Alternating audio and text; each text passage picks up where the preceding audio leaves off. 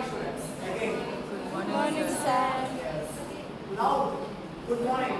Good morning, sir. That's like proper good morning.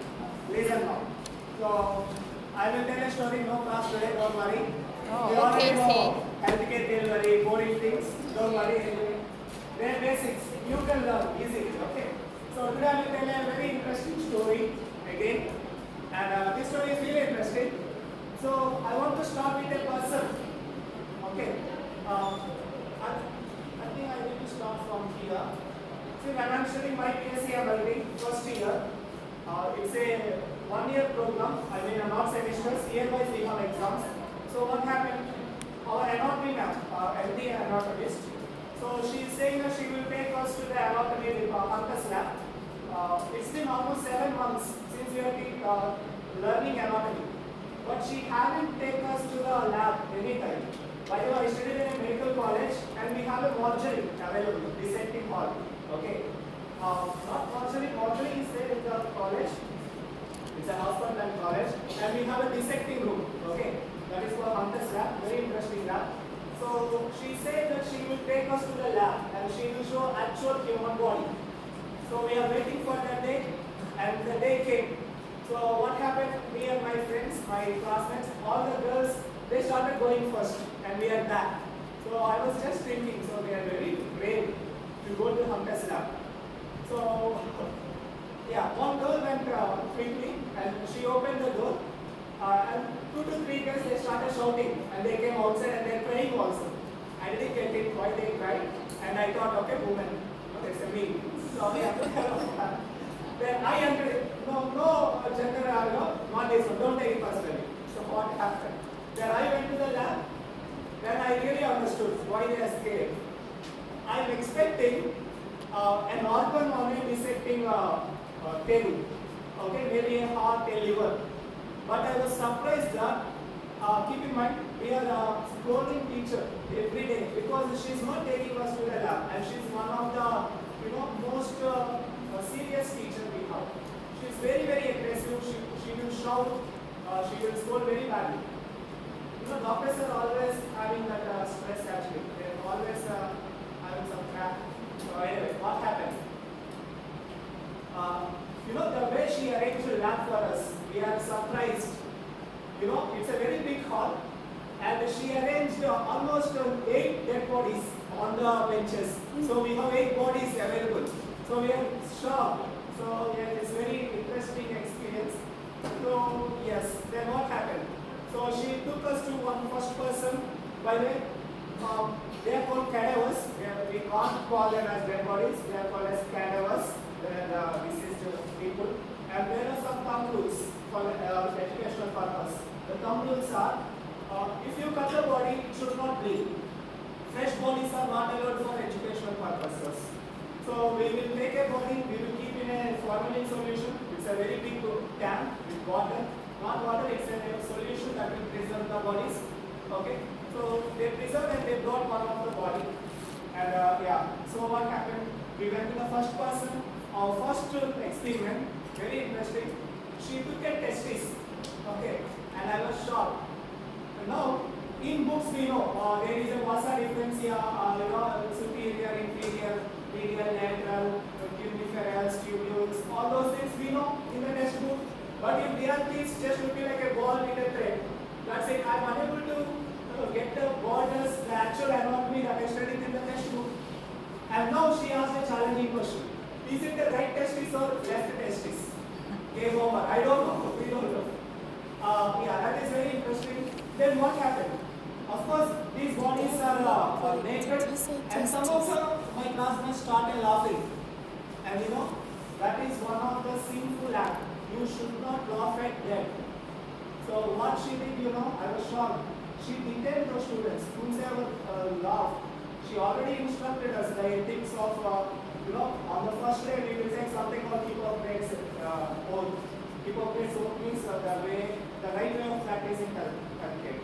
So yeah, so that is one really interesting case. And there are some in India, internationals, there are a type of gas where these gas people belongs to priests. They are God prayers. They are priests of gods. Brahmins, I was trying to say. So they have some things like they won't touch dead bodies. So on religion, they have these things. So I was really shocked that some of my so-called friends are not there to touch body, and they are medical science students. I was shocked, right? And how they are going to treat the patient there? You cannot blend your religion with science always. There are some boundaries, and you should respect the boundaries. I'm not saying touching is bad, but in this scenario, you cannot do those things. Am I correct? Yeah, I was very sad. Those things are still there in India, and even though they are so-called literate, still having those blind faith or blind beliefs, something which is not acceptable in the field of science. Yeah, I'm not criticizing anyone. Don't take my words negatively. I'm just giving general statements. The outward. Then what happened? Yeah. So we started dissecting first the vagus nerve from the UIAHS region. Very interesting experiment.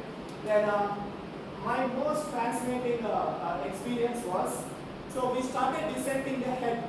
So already we covered the eyes, okay? We must cover the eyes of dead body. There are some rules. Then what we did, we cut it here. Then we flipped this skin up to here. Then now I can see the skull, okay, the bone. Now we need to remove the skin top like this. Now the proper skull will be exposed. Okay, very interesting. Now, literally, we started drilling here. So we cut it, it took almost 1.5 hours to cut the skull. Then she beautifully removed the brain. Such a beautiful organ it was. Yeah.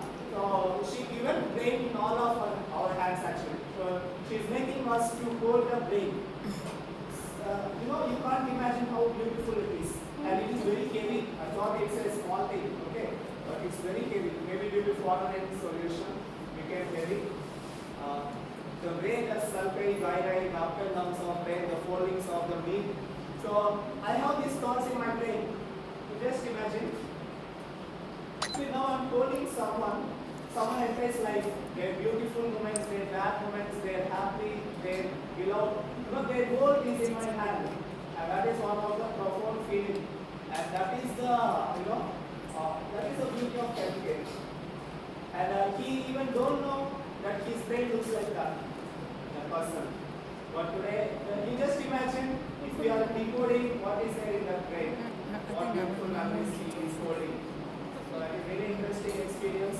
Even we can't decode like that. Memories are available. It's in the meat ball. At the end of the day, it's a meat ball. It's not a memory card. So we can't do anything. Right? I'm saying. Then what I'm trying to say was, scientists thought that they would preserve Einstein's brain. So they took after Einstein's death, they took his brain and kept it preserved. And they haven't found anything. So even Einstein himself said, you won't get any useful data out of my brain. But he's ready to give the brain and he gave. Then, in this story, I want to tell the days 1200, okay, 800 years ago.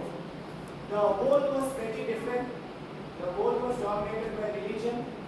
People have a strong faith in God. And due to this society view, they thought that human body is a representation of God. We should not alter this body. We should not cut the body because this is an image of God. So we should respect the body. So those who are studying human body, they are publicly executed. They will burn on the public. So this is the practices at that time. So studying medical science 800 years ago is very tough. You can't study human anatomy, and without anatomy you can't figure out many things, right? So those are challenging times. Then came one scientist. This scientist, from childhood onwards, he wanted to make a masterpiece. He wanted to draw a diagram. Keep in mind, there are no cameras, there are no smartphones, there are no the concept of 2 megapixel, 1 megapixel, 1 pixel, iPhones, right? So what happened? He wanted to draw a picture that will have lifelike picture, like a photo. So he wanted to study each and every nerve, each and every muscle, each and every bone of the human body. So he wanted to dissect a human. But the church won't allow, right? So what he did, you just imagine, he took a small rented room near a burial ground. So every day he used to watch. If someone burying someone, he will watch it very silently, okay, without noticing to the public. Then at midnight, around 2 o'clock, he will go to the burial ground. He know where they buried. He will remove the pit. He will take the dead body, keeping on his shoulders. At midnight, he will go back to his lab, keeping a dead body on his table. You just imagine the passion he has to study anatomy. It's not about ghosts. It's not about a devil. He's not afraid of ghosts or God. It is his passion, his desire to understand human anatomy. Okay? He wants to make a masterpiece by the end of the day. So what he did? He is also called as the father of anatomy. He is the founding father of anatomy, where he studied human anatomy to a detail where he started giving new terms to study anatomy. He said, this is medial, this is lateral, superior, inferior, posterior, caudal, cranial. All these words has been derived by a single person because of his curiosity. He invented a new branch in medicine. And you know who is that person? His name is Leonardo da Vinci. He's also an engineer, he's a philosopher. He's the greatest scientist alive once upon a time. So what he did? These are some of his observations. This is Da Vinci's observation. See, he draw a fetus. Can you able to understand what he did here? It's a pregnant woman who was sadly expired. She died, and he brought a woman and he started dissecting and he draw beautiful fetus. Say this. This is the passion. This comes only with passion. See the way he draw the muscles to understand the human anatomy. The details he took. Okay, no camera test, no camera test. See the details of Leonardo da Vinci. Such an extraordinary scientist he was. By the way, you know why he did all these things? I said, right, this is not the passion of studying medicine, by the way. He wanted to draw a masterpiece. He wanted to draw something that looks like life. And he achieved it. You know, today, after 800 years, the most valuable art painting till today, invaluable painting. Okay, today we can't purchase it. Can you guess what is that painting? So he took some challenges. He wanted to draw a woman. You know what is the beautiful feature of a woman's face? Eyebrows. Can you able to imagine a face without eyebrows? It won't be much beautiful, right? Then he wanted to draw a image without borders. You don't want borders in the image. Third one, he wanted to make the image smiling, but it should not have an evil smile. It should not smile, but by seeing it, you should feel it is smiling. It's the toughest challenge. And fourth one, there should be a depth to the painting, a 3D, something which is possible only with a real photo, not with a diagram. So these are some things, some benchmarks. And can you guess what is the painting by the way? Anyone? Yeah. That is Mona Lisa, and this is Da Vinci. See, yes, his hard work paid off. Right? See, she grows her eyebrows, but she's not smiling in reality. But we feel that she's happy. And another interesting thing, only the real painting we will get this effect. No matter wherever your direction, the Mona Lisa will stare into our eyes. Yeah, she will stare directly into our eyes. Even though if you are standing in that area, still you will feel she is looking at you. That is the beauty of Mona Lisa. See, one of the masterpieces in the history of science, in the history of humanity. No, yeah.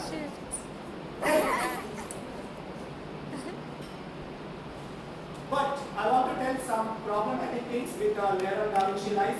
Since when acknowledged the rule of church, he is afraid of executing, public executing.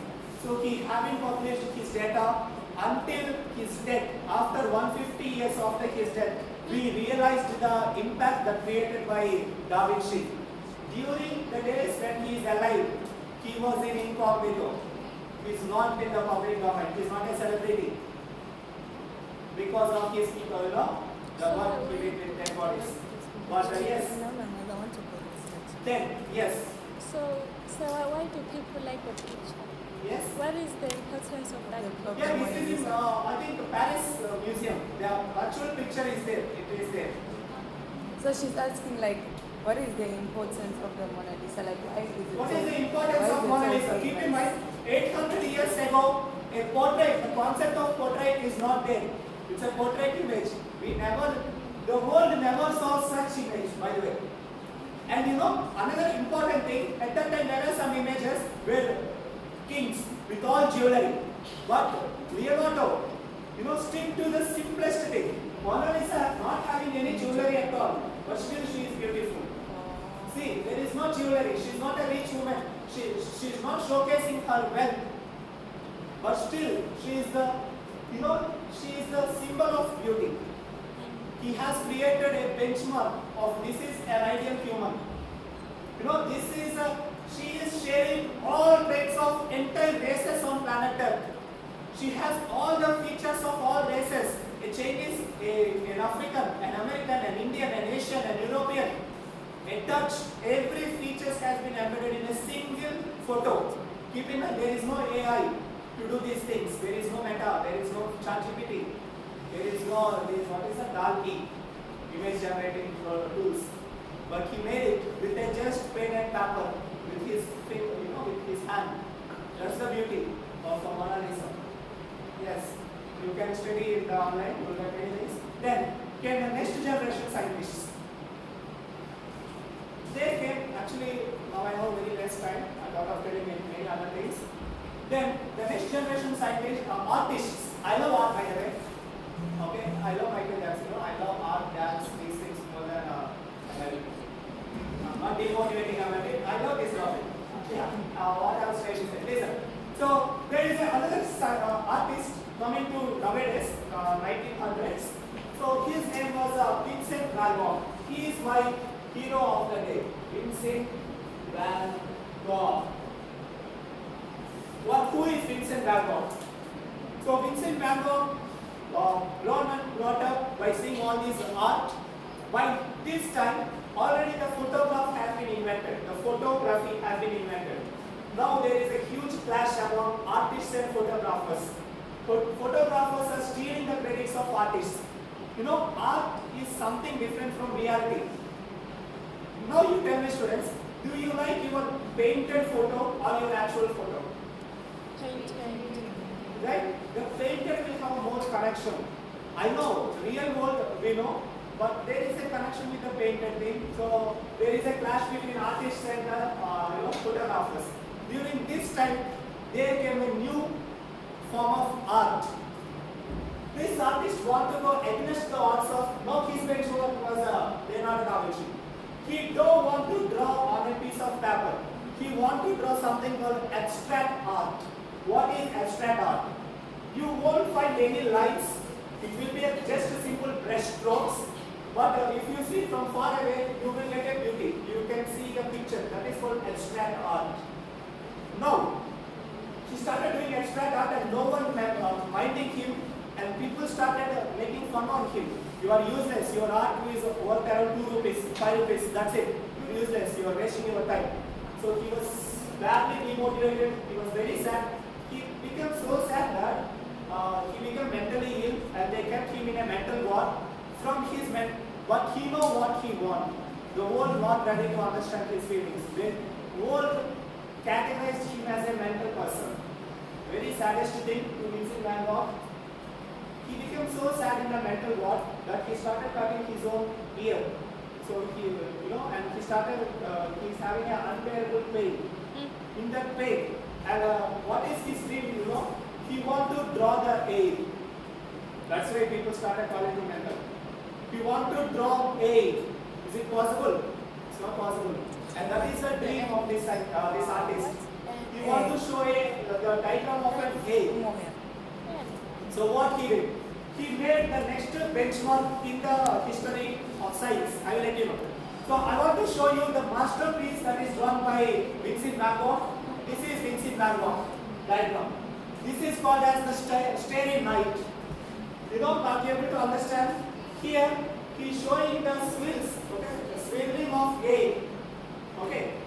This is one of the masterpieces. If you're not able to appreciate this photo, this is the second most valuable painting after Mona Lisa. But sadly, the world haven't recognized the impact of this photo. People started making fun of this also. And at the age of 32 or 33 years, he committed suicide and he was no more. He said goodbye to this cruel world. After 80 years after his death, there came a new branch in science called atmosphere, study of atmosphere, the meteorology. Now they want to show how cyclones, how wind will move.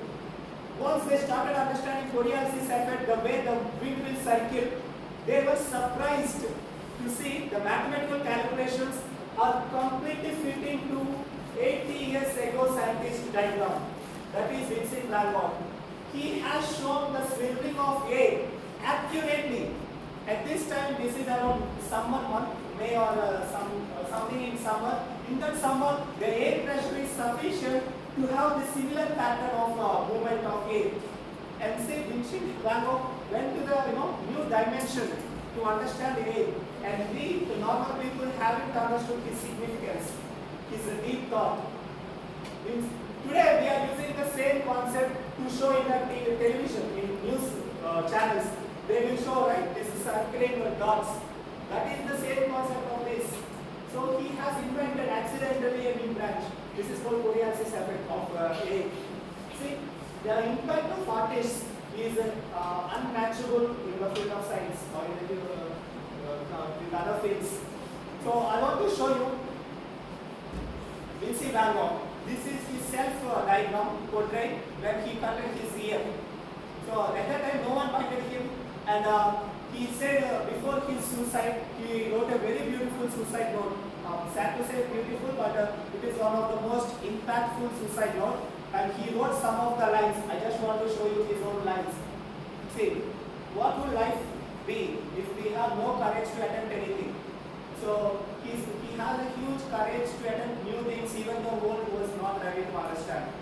So the moral of this story was, sometimes by seeing your marks you might feel discouraged, but never self-doubt yourself. We all have potential. Okay, don't do stupid mistake as our Vincent did, but he is one of the best candidates. See, and he said, I often think the night is more alive and more richly colored than the day. See, he started loving night than day because on day people are scolding him, but on night he is free. There are no people. He can express his feelings. Yeah. So he said one beautiful line. I just want to tell you that in spite of everything, I will rise again. Yes, on this Teacher's Day, I will say that he was rise again in our classroom, in our hearts, with his spirit and his passion. So that is the story of today. Thank you so much for Vincent Van Gogh. Yeah, we must acknowledge the people, their contributions. And we must acknowledge the contributions of teachers that are doing worldwide. And today is the day to celebrate the teachers who are inspiring you every day, who are motivating you, and who are always being with you. And yeah, this is for all teachers also. And it's recording, so you can see. And I just want to show one more thing about Vincent Van Gogh. So there is a British serial. Nowadays you are saying new words like sitcom, season 1, season 2. So there is a serial called Doctor Who. It's a serial called Doctor Who. In this serial, our doctor is a scientist. He will do time travel actually. He will go to back, he will bring someone, he will try to make the future good future. So he is a Doctor Who. We don't know who is he, but he is changing the direction of humanity, the future. Okay? If Hitler going to kill a million people, today he will find Hitler and he will change the Hitler. So that is the concept of this serial. So there was one episode. I was shocked. I was following this episode. This is 9 years ago when I was in my schooling days. So there is an episode. By that episode, I came to know Vincent Van Gogh. He went back to the back, to past. He brought Vincent. There is a very good museum dedicated to Vincent Van Gogh in Britain. Okay, that is called Vincent Van Gogh Museum. So he brought Vincent from past to show his own art, and I will show you that serial, the small clipping. So you just remember this is Vincent Van Gogh, and I want to show you some of the artwork of Vincent Van Gogh, by the way. See, this is some of the beautiful pictures of Vincent, and these are the days he brought his own pictures when he was very sad. These are some of his beautiful art. No one minded this. These are some of the best pictures, by the way. Yeah. So I want to show you the clipping. I don't know whether I have it or not. Let me check it. Vincent Van Gogh. If I don't have that, I will directly go to YouTube. It's also available in YouTube. Right. Oh, my account was used by let me see.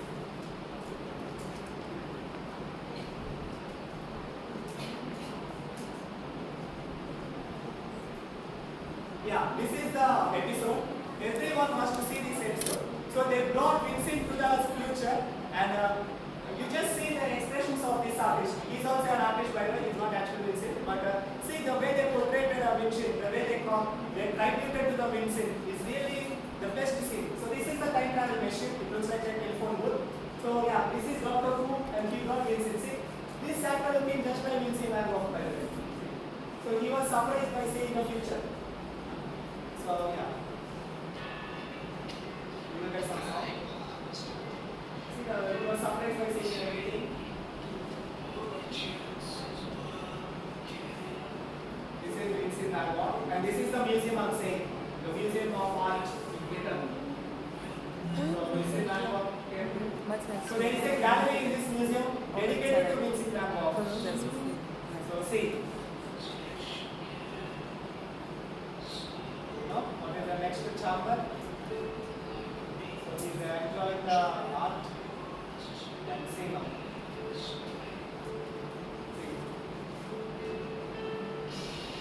This is some gallery. She's an alien, let's see here. Alien. Yeah, see the way they can see. What's this one looks like? These are Vincent's, see the shady lines. There's music coming from.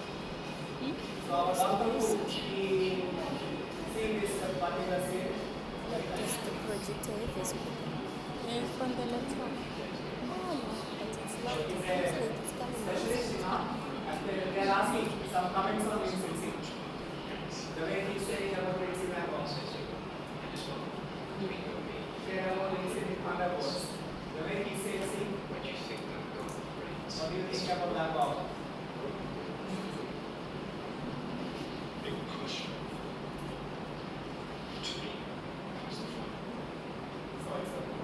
One second. At the right time, you can wait. It's the finest painter of all time. We started now. Yeah.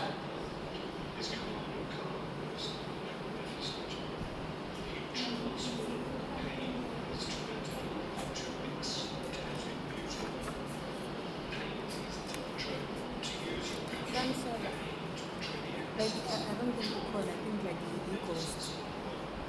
And it's weird, that's weird. What's in That's the that time, yeah. Mara, And we have us we have us It was overwhelming. It's a joyful tears.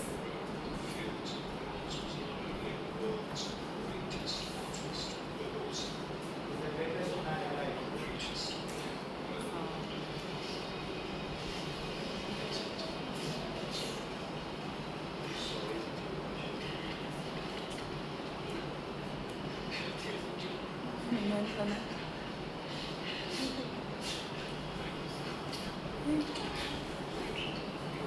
Oh, Mara, that's a feel. Sorry about the beer. And then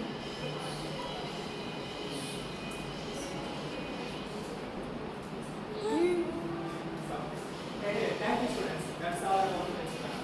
Isn't it, friends? Correct? They rightly So we don't given right understand. Yes. Coming back to your attendance, please. Thank you very much, Michael. You should clap.